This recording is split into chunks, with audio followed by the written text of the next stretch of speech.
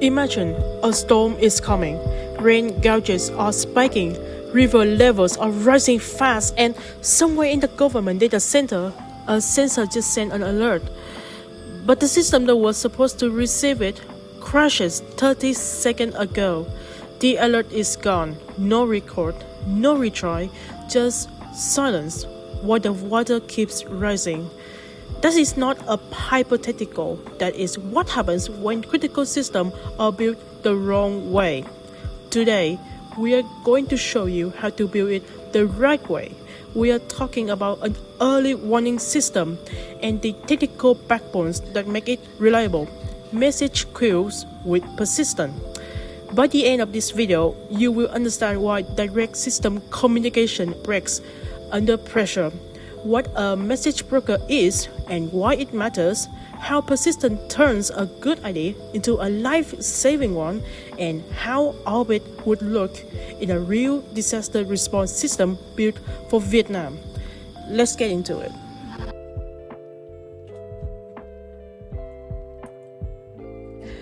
Let's start with the problem. And to understand it, picture two services. Call them Service A and Service B. A produces data, B processes it. Simple enough, right? Now, here's what happens when reality hits that setup. If Service B goes down for maintenance, even for 5 minutes, every request from A fails. There is no buffer. A is calling into the void. Now, imagine a traffic spike. 1,000 events arrive at once, but B can only handle 100 at times. What happens to the other 900? They are either pile up in memory until B crashes under the weight, or they get dropped entirely. And if B crashes in the middle of handling a request, that data is just gone. No retry, no recovery, vanish. There's a name for this problem: tight coupling. When two services talk directly, their fates are tied together. One goes down, the other suffers. Scale one, and you are forced to scale everything. Add a new consumer, and you have to touch the producer to do it. 4 failure modes in one design decision, and we haven't even talked about the information problem yet.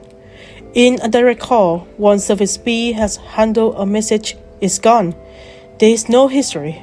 You can't go back and replay events to debug a problem. You can't reprocess old data when you add a new features. You can't reconstruct what your system saw during last year's flood. For most systems, that is inconvenient. For an early warning system, it's fatal. So, what's the fix? You need something that sits between your services, something that buffers load, survives crashes, and remembers. That something is called a message broker. So, a message broker is a piece of middleware that sits in the middle of your system. Producers, the things creating data, hand the message to the broker. Consumer, the things processing data, pulls from the broker. They never talk to each other directly. That one change solves a lot.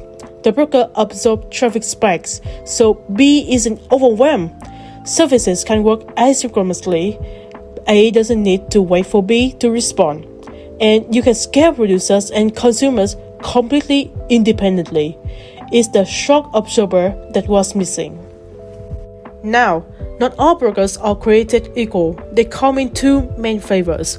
On the persistent side, you have tools like Apache Kafka, Apache Spoosa, and RabbitMQ with durable queues.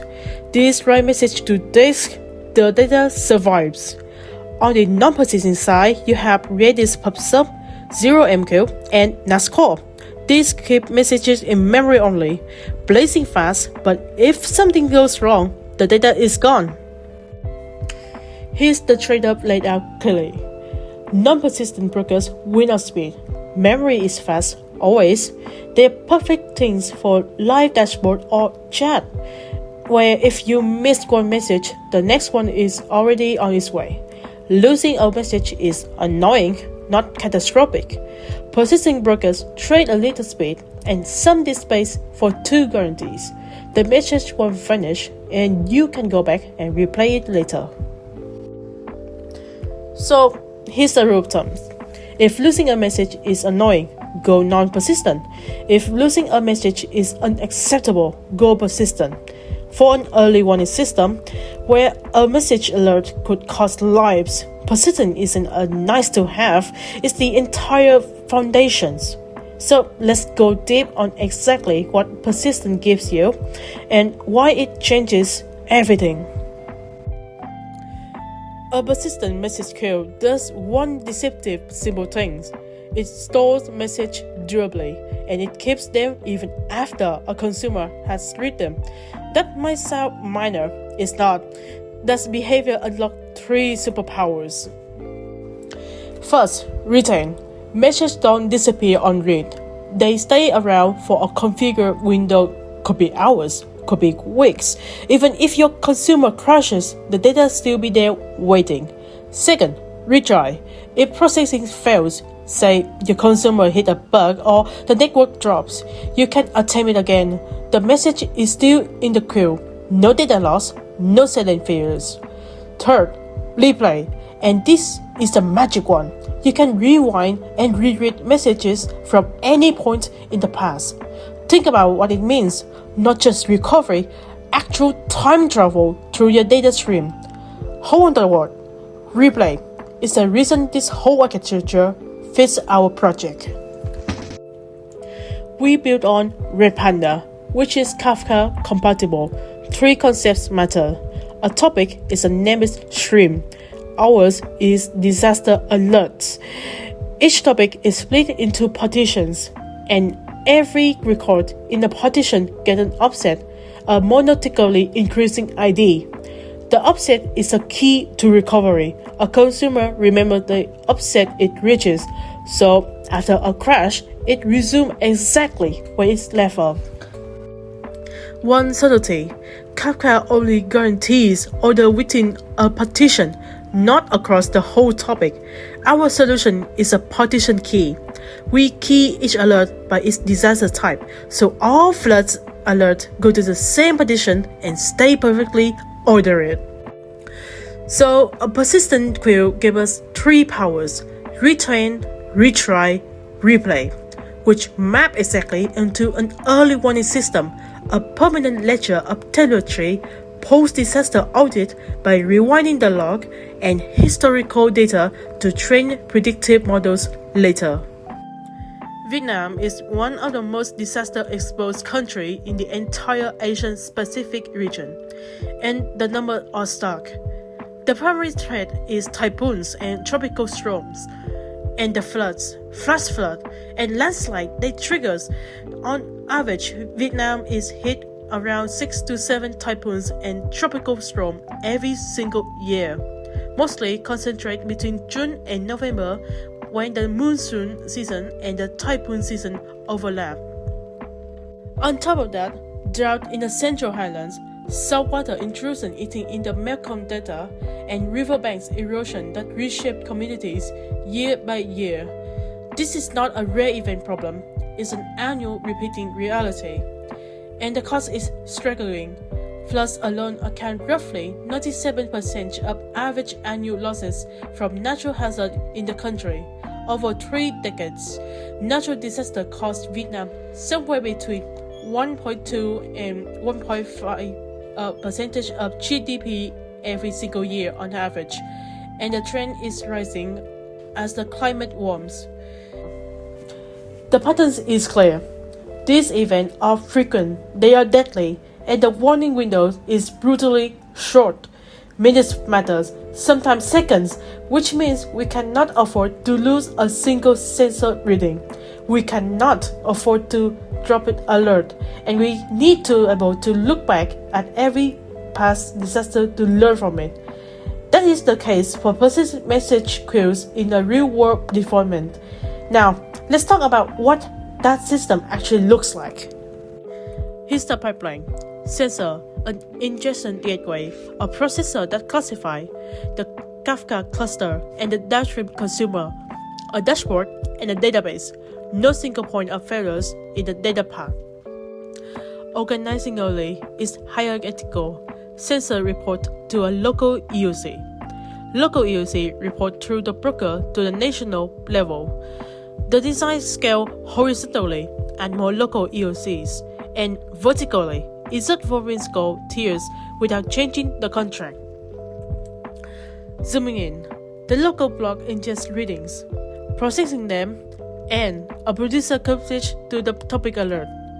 The national block and the cloud services each subscribe as independent consumer groups. A lodger and the dashboard are national. A database writer in the cloud, each can fail or scale on its own. A dead letter queue is attached per consumer in the full design to isolate poison message. That's the design. Now, let's look at how it's actually implemented in the code.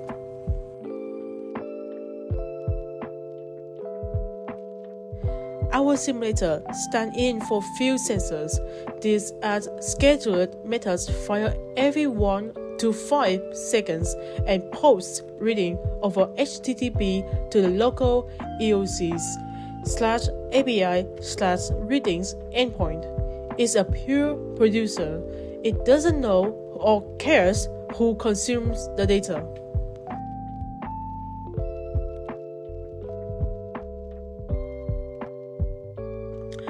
The local EOC receives reading here.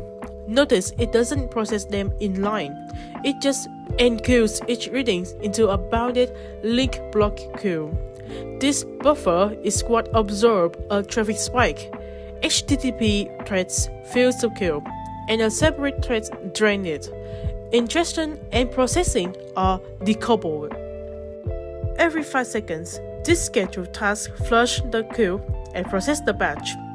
It groups reading by sensor type, average them, and score each against threshold from 0, safe, to 3, critical. So instead of reacting to every noisy reading, we classify a stable 5-second snapshot. Each disaster type has its own stapler: flood, typhoon, landslide, earthquake, and so on. A stapler takes the relevant sensor scores and produces a color code level: green, yellow, orange, or red.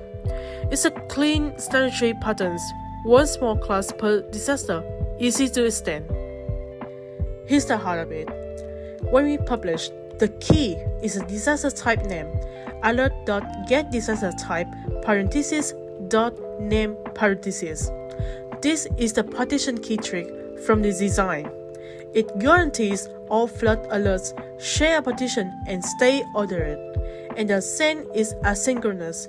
This when complete callback logs the result without ever blocking classifications. We declare the topic with 3 partitions. That's our throughput node, and 1 replica. 1 replica is fine for this single host demo. In production, you would raise the replica factors for broker fault tolerance. On the national side, 2 listeners subscribe with different group IDs: National EOC log and National EOC UI. Different groups means each gets its own copy of every alert and tracks on its own offset. Thus, the public subscribe finds out.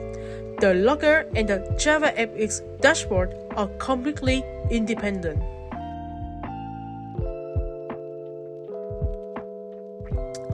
And the database writer, its own consumer groups again.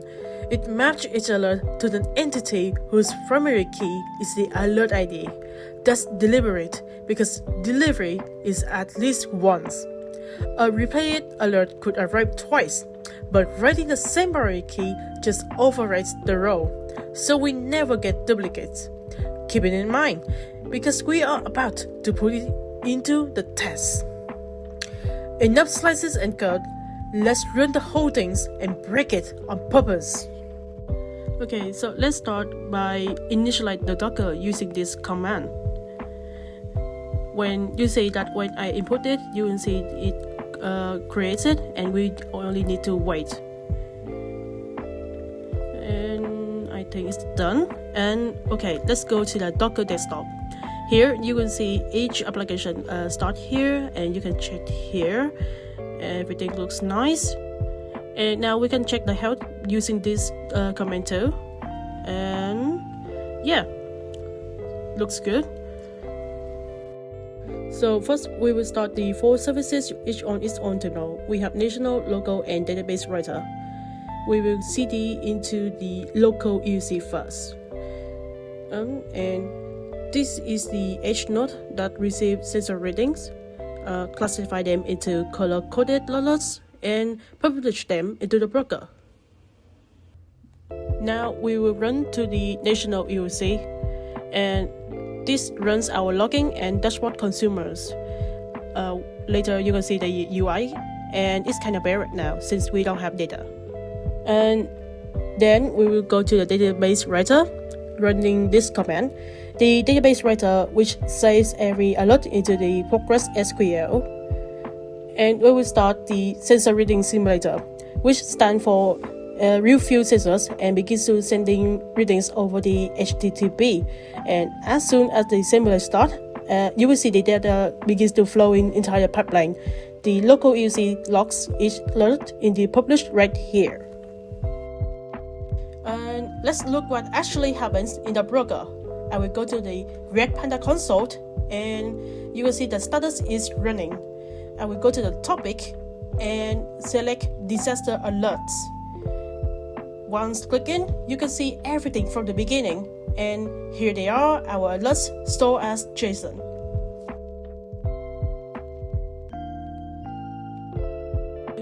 So we will go to Compose YAM, and I want to connect to the Progress SQL to check if it's persisted. When we go to the PG admin, you can see this is the server. We will register it, put the name like early warning, yeah, and then go to the connection. We will have localhost, and yeah, we will check it here. You will see 5423, 5432. So we have put there, and then we go to the maintenance database DB, and the password here, username, and then I change the password here, copy it, and paste it here, save password, and then we can check the table here. When you and then go to the database login, and then we can go to table alert here, view it first 100 row, and then you will see everything here. The database is actually working.